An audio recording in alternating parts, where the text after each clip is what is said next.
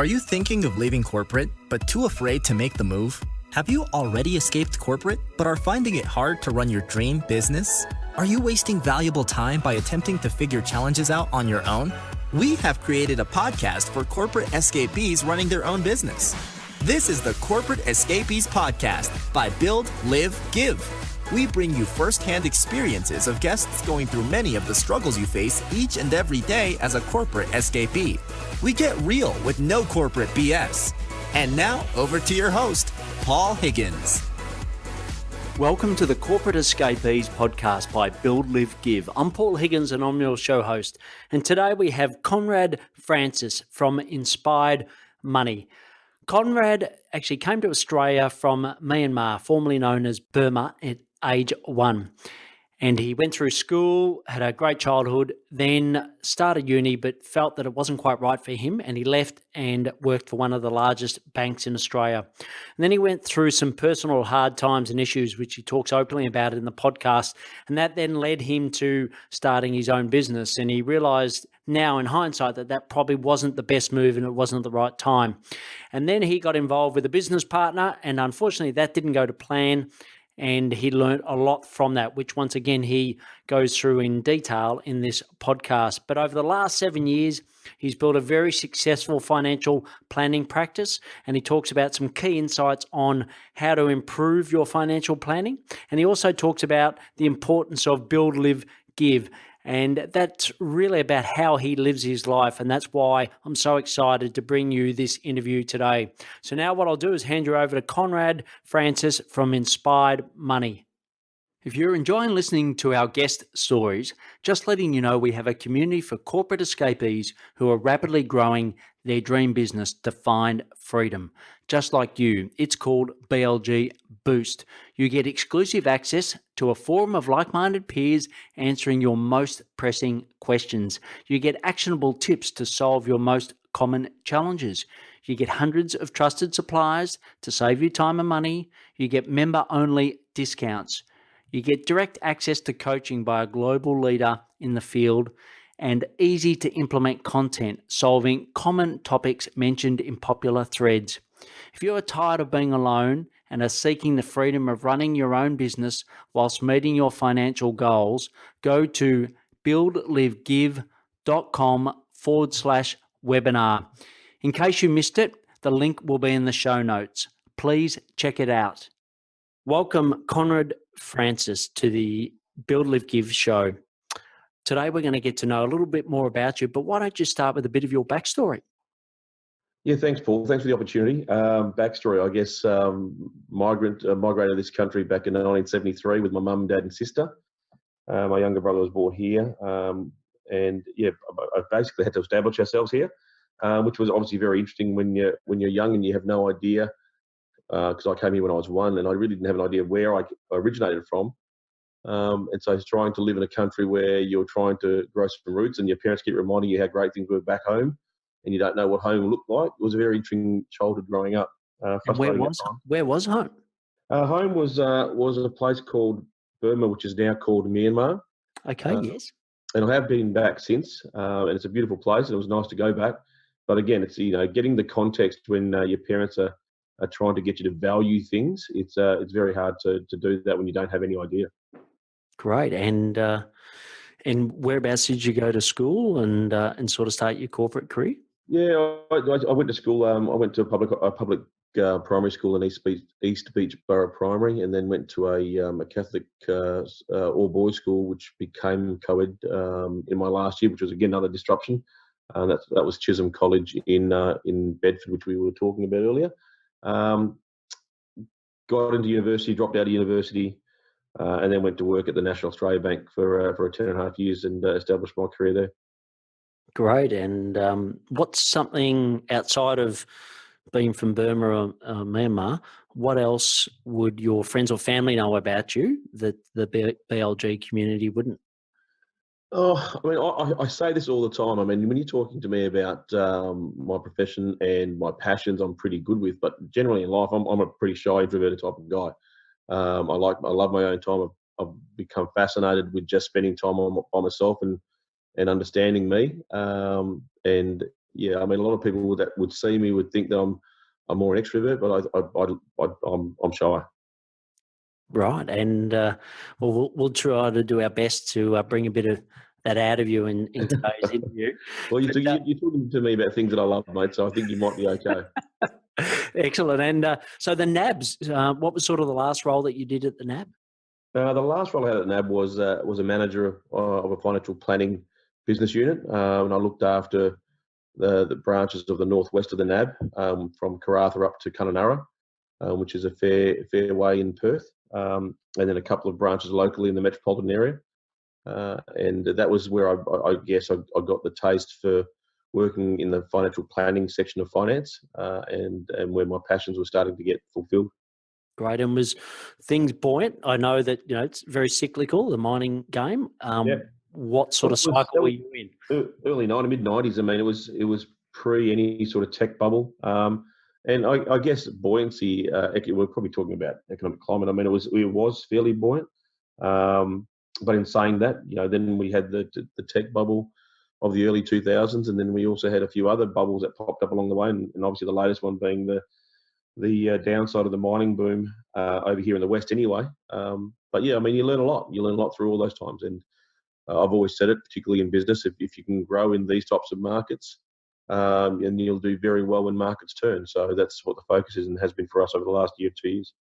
Great. And if you take me back to, when you were in the NAB and you decided to go out and do something yourself or go and leave your career, what was sort of the key thinking at the time? Take us to that moment. Probably incorrectly. I was just trying to preserve myself. I mean, I was going through a relationship breakdown, and it was becoming very demanding, both sides, both personally and professionally. And I think I just, I wanted to be in my own business, but I think the stepping stone out of the NAB was probably was pushed upon me more so from preservation than it was any sort of desire to grow.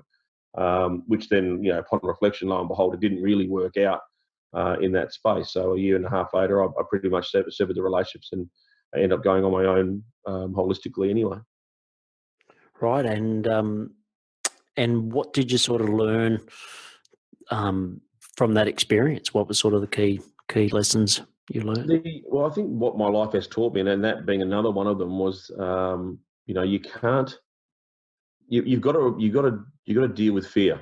When I was leaving the bank, I was on a very good salary. Had a very good role, and in negotiating my transition out of the National Australia Bank, I probably put the salary on as a probably a higher requirement than it was anything else. And what I've learned to date was that was probably the wrong thing to do, in the sense that I needed to put my opportunities and rank my opportunities higher, as opposed to the salary, and everything else would take care of itself. Sure. And now, sort of reflecting back on that, what are some of those higher priorities rather than the salary? Opportunities. I mean, time to do what you want to be doing with your life, and not just validating your salary. As a business owner, yes, you do have to obviously generate an income, and you have to pay the bills, and you have to take care of your staff, and all of those types of things. But the other part of this was the autonomy to run my day, run my week, and my year the way I really, really wanted to. And that plus the opportunity to earn money is the total picture, and not, you can't just look at anything in isolation. Yeah, and you must come across lots of people that sort of have that situation, being in financial planning, etc. What's some of the lessons that you could share from observing others going through, maybe a similar transition, or maybe not going through that transition? Yeah. Well, I guess it is just understand the priorities, and also value the opportunities. And that's from that's the advice I give to clients, as well as advice I give to other business owners and people wanting to become business owners. Because you only really see what you want to see, and the challenge is to see what you need to see. And that's a very, very different way of looking at it. But that's how most of my conversations start. Between needs and wants. And once you get an understanding of that, is then to re-peg your value system. But I've always said it. I just believe that the majority of people have a really, really, really interesting attachment to money, and I don't think it's always healthy. and I work in financial services. It's kind of interesting to have that point of view, but I think it's more about why you do things, not about how you accumulate wealth. Sure. And, when you sort of left NAB and then you went to, I know, different financial planning, smaller businesses, was there any time that you thought, you know what, this is too hard, I'm just going to go back to my career? Yeah, a couple of times. I mean, and as you'd probably know, Paul, I mean, you know, in small business, well, your back's against the wall a few times. And the most recent was probably when I came out of the last business I was in a partnership with, and it was an interesting story. And I was left with pretty much nothing at that stage when I vacated that and liquidated that business, which was a very interesting lesson to learn. And I was faced with that real opportunity because there was no income. I lost everything. And I think, well, what do I keep doing this for? And thankfully, a friend and a client of mine convinced me to give it a roll. And in the last 7 years, we've built a very, very good business on the back end of starting with nothing, and just being more congruent with who we are and why we do what we do. Great. And I'm going to sort of ask you in a moment a bit more about what you're currently doing. But if you don't mind, I did watch something on your LinkedIn profile, and I recommend people to find out more about you, go and have a look. You've got some great videos there. I think you do that really well. But you sort of said that, yes, someone fleeced you for, you said circa, $1.5 million, left you with $20. Now, what, if, give as much about that as you feel comfortable, but, Yep. What was sort of the key learnings out of going through an exercise like that, which must have been heartbreaking at the time? Oh, mate, it was gut wrenching. I mean, I guess what that showed me, and I mean, up until now, I probably have been involved in business from more a subordinate perspective than at the forefront, and I guess that's come from a place, if I can be brutally honest with you, where I didn't really value myself extravagantly well. I don't have I didn't have at that stage what I believed to be the necessary components to succeed. I didn't have the degree. I didn't really have some great experience. And so in turn, I just didn't value what I brought to the table. Others obviously did, because they may be stakeholders in their business. They saw it, but I didn't see it. And in doing that, I allowed others to make decisions that otherwise I probably would never have made for myself, and put me in situations which I had to get myself out of, which I've done, thankfully. And I'm grateful for the opportunity. When I look back at it, it's all taught me lots of different things. But the biggest thing it's taught me is to believe in yourself and to have a better relationship with yourself, so that the decisions that you're making are coming from the right place, and they're more powerful that way. Yeah. And was there any instinct or anything telling you at the time that this didn't seem or feel right? Oh, there probably was, mate. I mean, if I'm honest, there's probably little niggling things right through that, but you only see what you want to see, right? I mean, and until you're ready to take on the battle, you don't really see the real fight. You convince yourself and you tell yourself everything's okay within reason, and I guess without being glaringly obvious, if it walks like a duck and quacks like a duck, it is a duck. I mean, you just got to want to see it. So self-dialogue and all that type of stuff is interesting. I mean, I learned a lot about that through that transition. Great. And you sort of spoken of a mentor that gave you some great advice. What other help did you get as you transitioned from that into this really successful business today?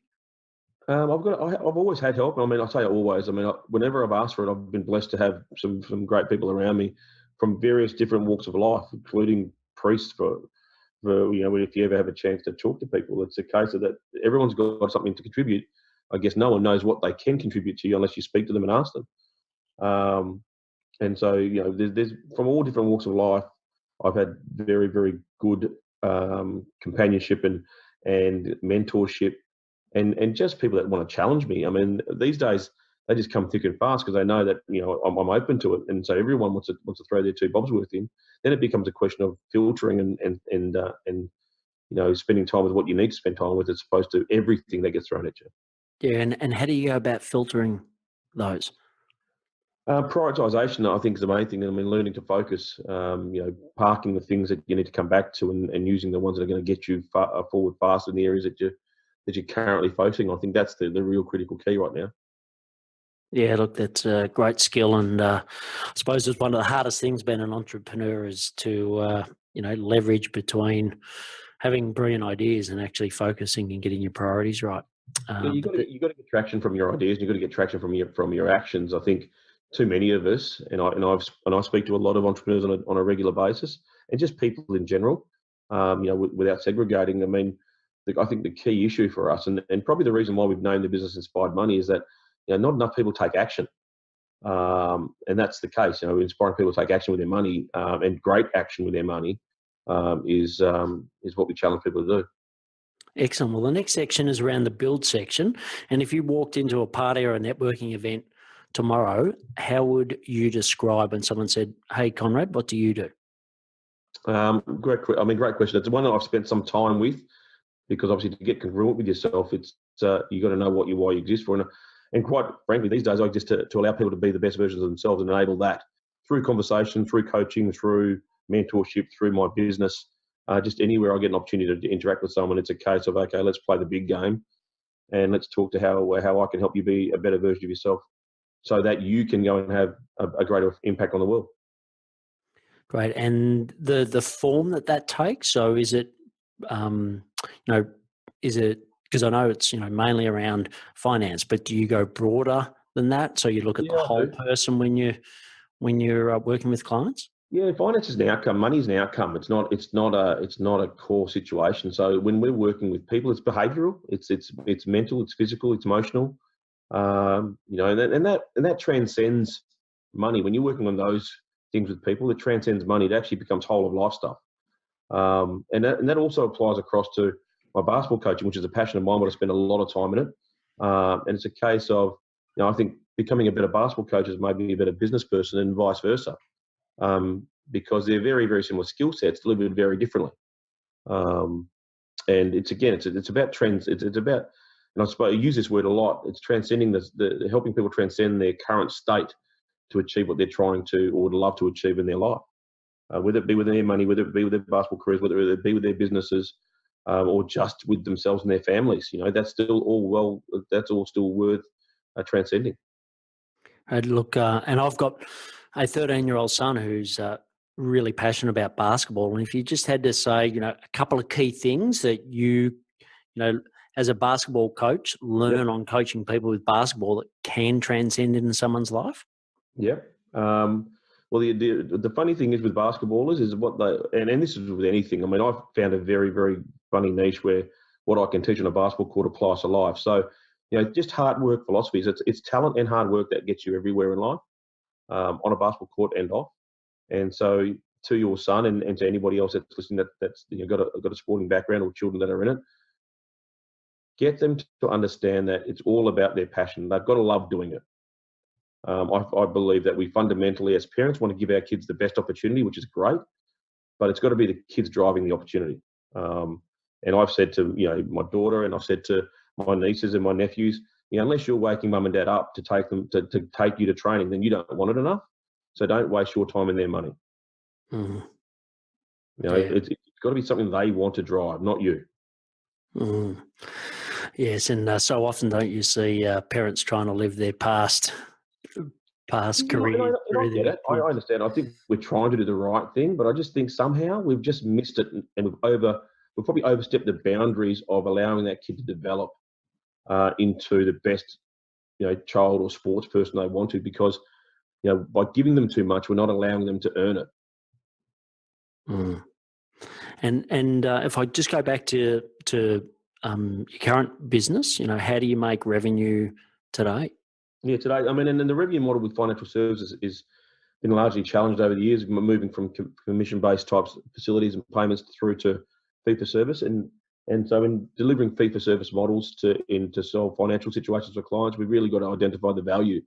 So, obviously there's insurances, and then there's superannuation, wealth creation strategies, there's retirement strategies, there's mortgages, there's cash flow, there's estate planning. So there's a multitude of different strategies a good advice business or good financial services business can deploy. And knowing when to deploy them is the most important piece. And I think that's what we pride ourselves on. We don't generally overraw the client with too much too soon. It's taking them on a journey and making sure we take some action steps now and then come back and follow it up with some action steps along the way. And who's your ideal client? I love working with mums and dads, and I think it's come from, and I say mums and dads, I mean, obviously anyone that's got a family or, um, I don't generally segregate from money or fee size clients. I mean, everybody to me is worth talking to. And that's coming back from me as a migrant to the country and wanting to give value to everybody. Our top line vision is to keep financial services affordable to all Australians. And it's almost an impossible task for me and my small business and team to deliver. However, in our conversations across the industry, I welcome everybody to step up to the plate and actually deliver and add value and keep things affordable. I mean, that doesn't mean it's cheap. That just means it's affordable. And that in being affordable, you have to discuss value and what are people prepared to pay to achieve what they'd like to achieve. And I know that, you went from basically nothing when your partner didn't do the right thing by you to now being really successful over the last 7 years. What are some of the key learnings for you in, driving that success over the last 7 years? Yeah, I mean, like I said, a large part of it's has come from a self-belief mentality and a very, very switched on, what I would call, I hate to say the word positive mindset, but it's just a better mindset in relation to what I can do and what I can empower others to do around me. Because I couldn't achieve what I've achieved on my own. I've got a very good team around me, and I have to connect with them and stay connected with them to allow them to be the best versions of themselves as well. Advice would be to other people that are starting at scratch or even in the middle that might be finding themselves trying to grow and find themselves in a rut. But innovation to me is something that's a very interesting word. We naturally associate it with technology, but in reading a book I have read, I got challenged with the thought or with the belief that innovation, it has to happen internally before it can happen externally. So the advice would be to challenge their own the internal workings, the internal dialogue of yourself, to become innovative within yourself, to then allow yourself to move and grow. Great. And what are some of the key challenges that you face today running the business? Well, key challenges for me, I mean, we've got a team of 12 now. So people and adding value to the people around me on a regular basis and not just allowing it to turn into a business. Richard Branson says, treat your business like a family and your family like a business. And I think that's something I really, really value, that the guys around me, I was given some advice very early in the piece and so don't get into business or don't hire people that you couldn't make time for on Christmas Day. And that's stayed really, really true with me. And when I'm hiring people, that's at the front of my mind is can I make time with this person? Can I have a beer with this person on Christmas Day? And that's something that I'll leave with your audience as well. Great. And if you had to give a couple of bits of advice for mum and dads listening today, that's especially, most of our audience are ex-career people running their own small business. Yeah. What are the things that they could do to help improve their financial position? If they came to you and you said, look, here's, 3 things that you definitely should do, what would those 3 things be? Be very, very clear with their goals. Because everything's all about accountability and empowerment, and I think to be accountable and to hold yourself accountable and to make yourself empowered, you need to know what you're trying to play the game with. So goal setting is very important. Now, I'm not one to write down goals or set up vision boards, but other people are. But whatever works for you, you need to hold yourself accountable to it, and others around you. So if you're in a couple, then both husband and wife need to share goals with each other. In business, I share the business goals with my team. So that's important. And sharing goals, like I said to you, visually, writing them down, discussing them, the more you give life to them, the more they can enact themselves. I mean, the other 2 pieces would be accept the hard work that needs to happen.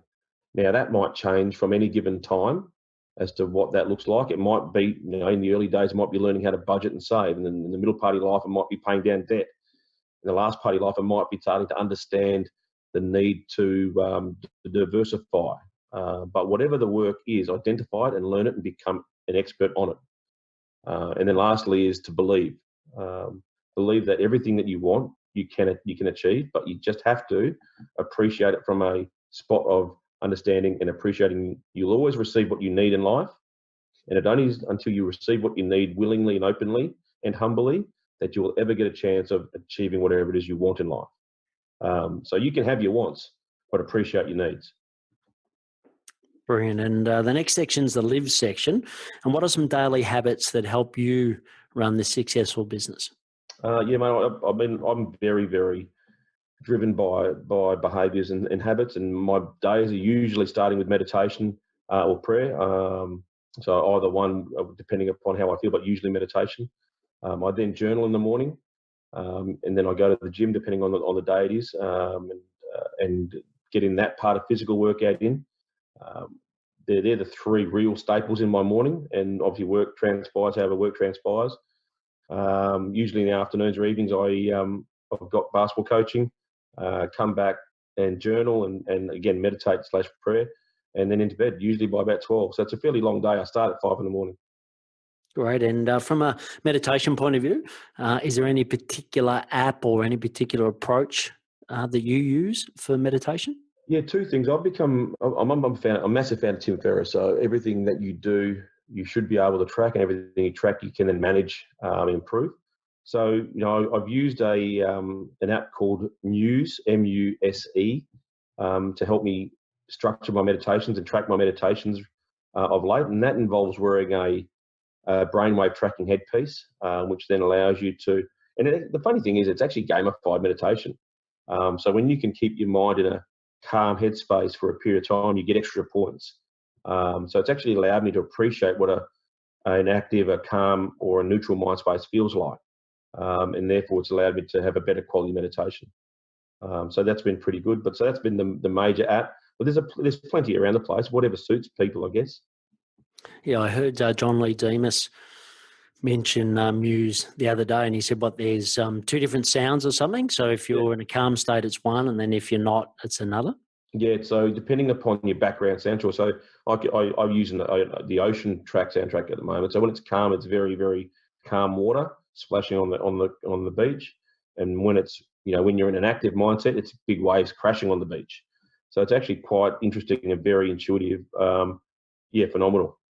It really has been an amazingly great learning experience. Brilliant. Well, we'll definitely put links to that in the show notes. And the next section's the give section. And I know reading your LinkedIn profile and talking to you prior to this, it's something that's really important to the way you live your life. But what's a cause that you're passionate about and why? Well, a cause that rates really highly with me and my team, because we do give both individually and as a business. I'm a big passionate fan of men's health and mental health. Put the two together whether you can. But Movember we've supported quite often over the last few years, and in the mental health side of things, it's been Beyond Blue. I think they've both got a very good footprint in their areas of expertise, and I just love the way that those organisations are set up. And we do a lot of research before we give our money away, because you're trying to get the best bang for your buck as much as possible. And then from a time perspective and a money perspective, we've got a local charity which we've sourced through a friend of mine, and it's called Food Rescue. Now they save and repurpose food from around metropolitan Perth, and I think from last count they redistribute it to over 50 charities. So the effect is really deep and big, and we've managed to even give them time in the sense that we went and packaged some food up for them one day, and we'll probably do that again, and we'll probably end up sending a team of people around collecting some food for them in the CBD on a regular basis next year. So I guess wastage is a big problem, and with a number of families struggling in at least in Western Australia at the moment, it's one way to give back.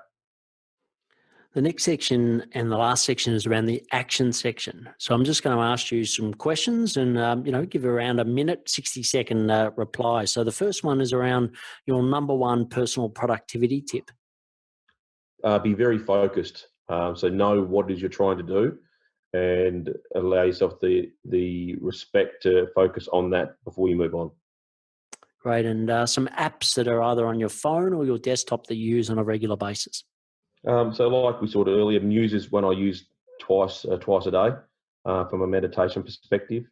Other apps, outside of the usual work things, help me be focused. My task list is pretty large, as you can imagine, when you're working with multi-businesses and multiple chains of reporting lines. So I use Asana quite often, which is very good because it plugs into all of my preferred services through their APIs. They're quite good.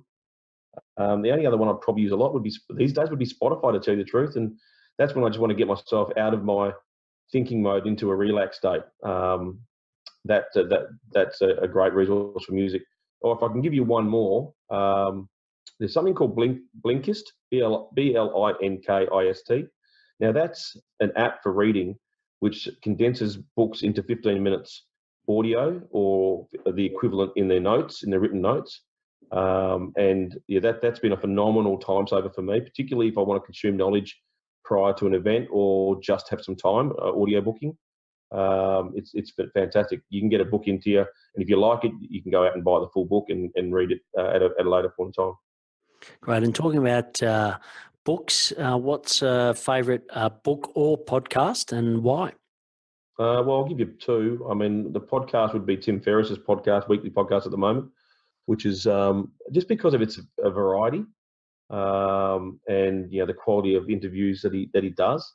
And Tim's just a bloke that has just hacked the heck out of life. All the biohacks he comes across, it's worth listening to, and almost exhausting sometimes listening to the guy go at it. But he is somebody I do allow myself to listen to. Gary Vee is another one. Again, energy personified, that bloke. But the single biggest book, that's probably something that I encourage everyone to get their hands on and read and reread if they ever get a chance, is Think and Grow Rich, because there's so much content in that, including chapter 10 when they talk about the mastermind, which we talked about earlier, Paul, and the value in creating a human mastermind. I think that in itself is worth its weight in gold.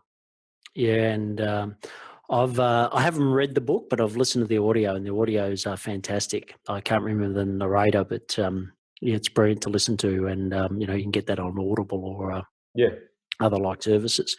So the last question is to give some advice to the BLG community. So you've migrated here with very little from another country, like you said, and the theme of give has been right through this podcast. But what's some parting advice you'd love to give to the BLG community on the way that you live your life and how they could? Paul, I was really, really lucky to spend some time with Mark Bouris last year. I had lunch with him, and Mark's a very successful man in his own right, as you'd know.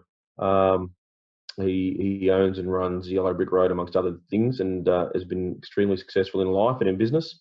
I actually asked him what advice he would give a younger version of himself, which stumped him early, but it's a great question. I mean, I don't know whether you've seen much of the blogs around the place with successful people give advice to the younger versions themselves. It's actually quite cathartic reading it. Yes. And the advice he gave me after being prompted and probed, because he was stuck for words for a bit. I said, Mark, you're 59 years of age at the time, and I was 44. And I said, talk to me. What a 44 version of yourself? What would it be? And he said, be careful what you wish for, which was kind of interesting because it's something I've used a lot with people. So I asked him for some more context, and he goes, well, Conrad, you've clearly achieved in life. So he goes, there's no drama of thinking that you're not going to achieve. But my question to you is, are you ready for what challenges and responsibilities are going to come with the things that you achieve? Now, upon reflection and having the battles I've had, probably of late, but just in business in general, you don't know what you're going to walk into when you take the opportunity on that you take, whether it's a promotion in your career or whether it's an opportunity in business. You really don't know, and so being humble enough to be open to the learning along the way is probably the most important thing, and being opportunistic when it comes to asking for help of other people. Brilliant. Great advice, and I love your take on that as well. And the next question is, how can people find out more about you? Mate, these days, it's probably something I've had to become comfortable with. It's again, becoming comfortable with the uncomfortable. Social media is probably the best way to find me and interact with me. I do a lot of content on my Facebook pages and on Instagram. I'm less frequent on LinkedIn, but I am on LinkedIn and I do respond to people on LinkedIn. And I'm happy to talk to people about anything in relation to what we've talked about today or anything else they have questions of. Brilliant. Really appreciate you being open. And also just a quick shout out to Justin Bourne as well for his kind recommendation to yourself. Cheers. Thanks, Justin, too. Yeah, yeah. I always nearly call him Jason, but I'm sure he's heard that before. Mate, just JB's probably the easiest one. I think that's what I call him these days. Yeah, brilliant. All right. Well, look, really appreciate you coming on and sharing your story. Not just sharing your story, but living a life that I think a lot of people aspire to. So if I look at our BLG community, you want people that have made that transition out of a corporate career in most cases, and they're actually living the build, live, give. And certainly you've demonstrated that in today's podcast. So really want to thank you for that and wish you all the success in the future. Thanks, Paul. Appreciate it, mate, and keep up the great work, mate. You're obviously bringing some key people to the front of people's minds and hopefully planting a few more seeds out there for others to do the same. Brilliant. Great. Thanks, Conrad. Cheers, buddy. Thank you for listening to the Corporate Escapees podcast, brought to you by the team at Build, Live, Give. If you found this podcast helpful, please share it with other corporate escapees. If you would like to join a community of like-minded peers, please visit www.buildlivegive.com. Until next time, thanks for listening and be brave.